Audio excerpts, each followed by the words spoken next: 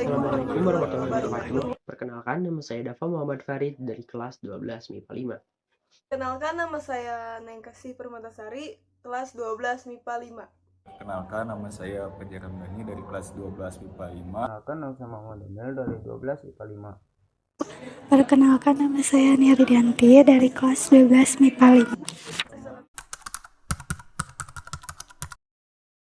5. Indonesia memiliki politik luar negeri yang bebas dan aktif. Tapi kalian tahu nggak sih gimana terbentuknya politik luar negeri Indonesia yang sekarang ini?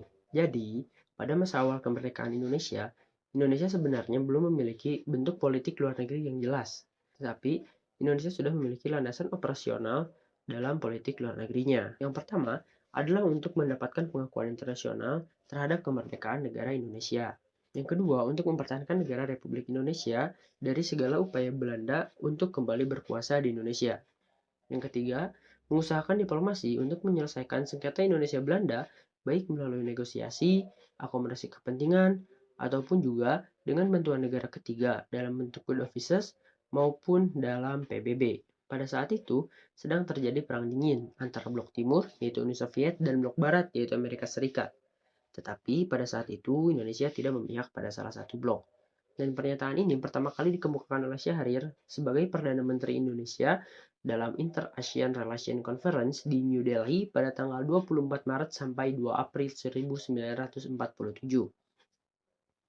Indonesia tidak memilih salah satu blok, selain karena ingin meredakan pertentangan yang ada, Indonesia juga sudah memiliki landasan operasional yang tadi, sehingga tidak ada keuntungan bagi Indonesia jika memihak pada salah satu blok.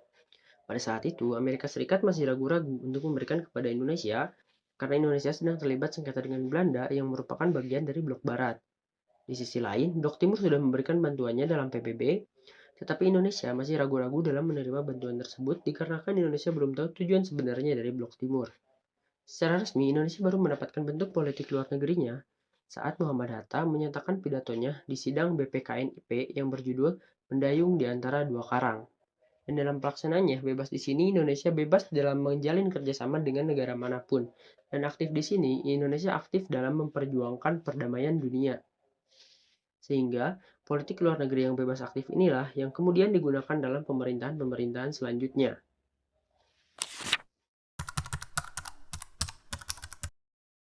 Politik luar negeri Indonesia masa demokrasi parlementer 1950 sampai 1959. Prioritas utama politik luar negeri dan diplomasi Indonesia pasca kemerdekaan hingga tahun 1950-an lebih ditujukan untuk menentang segala macam bentuk penjajahan di atas dunia, termasuk juga untuk memperoleh pengakuan internasional atas dekolonisasi yang belum selesai di Indonesia dan menciptakan perdamaian dan ketertiban dunia melalui politik bebas aktifnya. Pada tanggal 17 Agustus 1945, usaha dekolonisasi yang dilakukan oleh pihak Belanda dan sekutu membuat Indonesia memberikan perhatian ekstra agar bisa mempertahankan kemerdekaan yang telah digapai dan diproklamasikan. Keberhasilan Indonesia mendapatkan pengakuan dunia internasional melalui meja perundingan ini menjadi titik tolak dari perjuangan diplomasi Indonesia mencapai kepentingannya. Pada pertengahan tahun 1950-an, Indonesia telah memprakarsai dan mengambil sejumlah kebijakan luar negeri yang sangat penting dan monumental.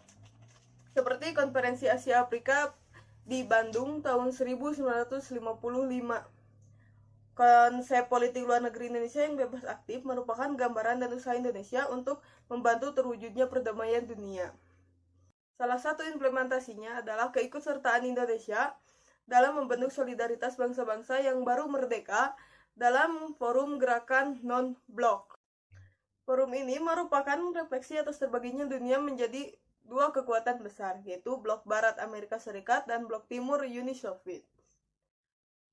Konsep politik luar negeri yang bebas aktif ini berusaha membantu bangsa-bangsa di dunia yang masih belum terlepas dari belenggu penjajahan.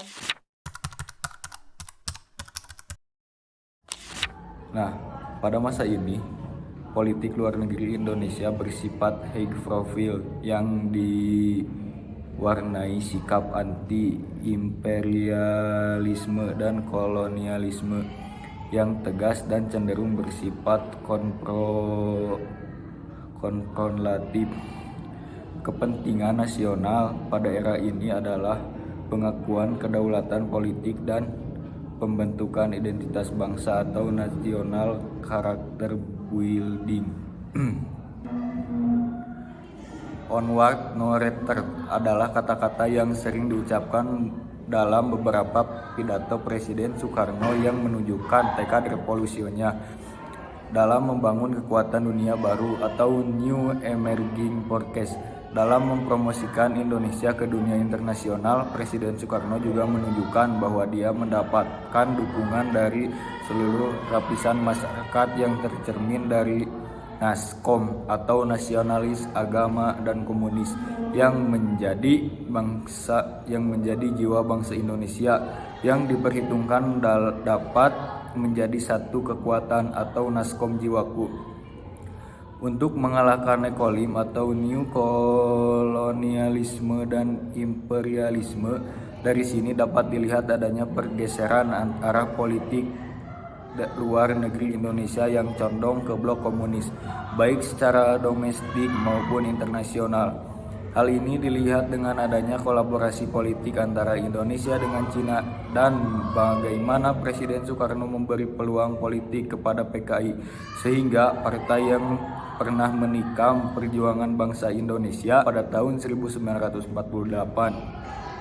berkembang menjadi partai terbesar dan paling berpengaruh di Indonesia sekitar tahun 1964 sampai 1965. Kebijakan Soekarno itu didasari oleh keinginan agar kaum komunis yang merupakan salah satu kekuatan politik mampu berasimilasi dengan revolusi Indonesia dan tidak merasa dianggap sebagai kelompok luar. Pada masa ini juga ditandai dengan usaha keras Presiden Soekarno membuat Indonesia semakin dikenal dunia. Dampaknya masalah-masalah domestik seperti masalah ekonomi tidak terus. Presiden Soekarno beranggapan bahwa pertumbuhan ekonomi pada masa awal berdirinya suatu negara adalah hal yang tidak terlalu penting dan lebih mementingkan pemusnahan pengaruh asing. Sedangkan pengeluaran untuk proyek-proyek politik Mercosur seperti GANEPO atau Games of the New Emerging Forces dan CONEPO, Conference of the New Emerging Forces, terus membangkak. Hal inilah yang pada akhirnya menjadi salah satu penyebab krisis politik dan ekonomi Indonesia pada masa akhir pemerintahan demokrasi terpimpin.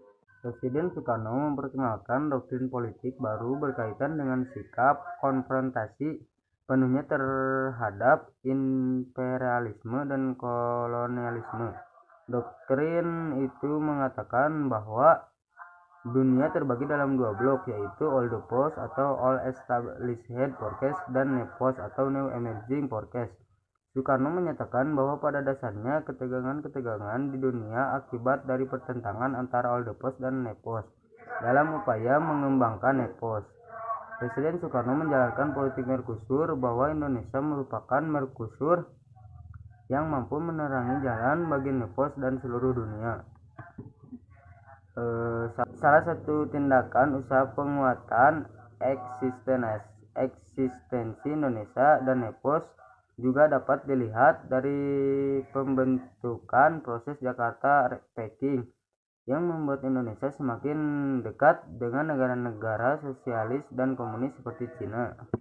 Tidak sukaan Presiden Soekarno terhadap imperialisme disebabkan oleh Belanda yang masih menguasai sebagian bangsa dan negara Indonesia, yaitu Irian Barat. Setelah beberapa kali melakukan jalan diplomasi untuk merebut Irian Barat selalu gagal. Maka Soekarno memutuskan untuk merebutnya dengan kekuatan bersenjata. Sikap Amerika Serikat menanggapi hal tersebut kemudian berbalik ke arah membantu Indonesia. terutama setelah Indonesia memperoleh persenjataan dari Uni Soviet guna merebut kembali Irian Barat. Taktik konfrontatif tadi dijalankan kembali saat terjadi konfrontasi dengan Malaysia. Penyebab konfrontasi tersebut adalah Indonesia menganggap bahwa Malaysia merupakan produk neokolisme dan imperialisme. Puncaknya terjadi saat Malaysia ditetapkan sebagai anggota Dewan Tidak Tetap Keamanan PBB, sehingga pada 15 September 1965 Indonesia menyatakan keluar dari PBB karena beranggapan bahwa PBB berpihak pada blok Barat. Di sisi lain, keputusan tersebut menjadi hambatan dalam pembangunan dan modernisasi Indonesia karena menjauhnya Indonesia dari pergaulan internasional. Jadi seperti itulah proses terbentuknya politik luar negeri Indonesia, di mana awal diresmikan oleh Muhammad Hatta dalam sidang PPKNIP dan pelaksanaannya pada masa kepemimpinan Presiden Soekarno pada demokrasi parlementer, demokrasi terpimpin, dan sampai berakhirnya masa kepemimpinan Presiden Soekarno. Lalu politik luar negeri yang bebas aktif ini akan dilanjutkan pada pemerintahan selanjutnya. Jadi segitu saja pembahasan tentang politik luar negeri yang bebas aktif ini.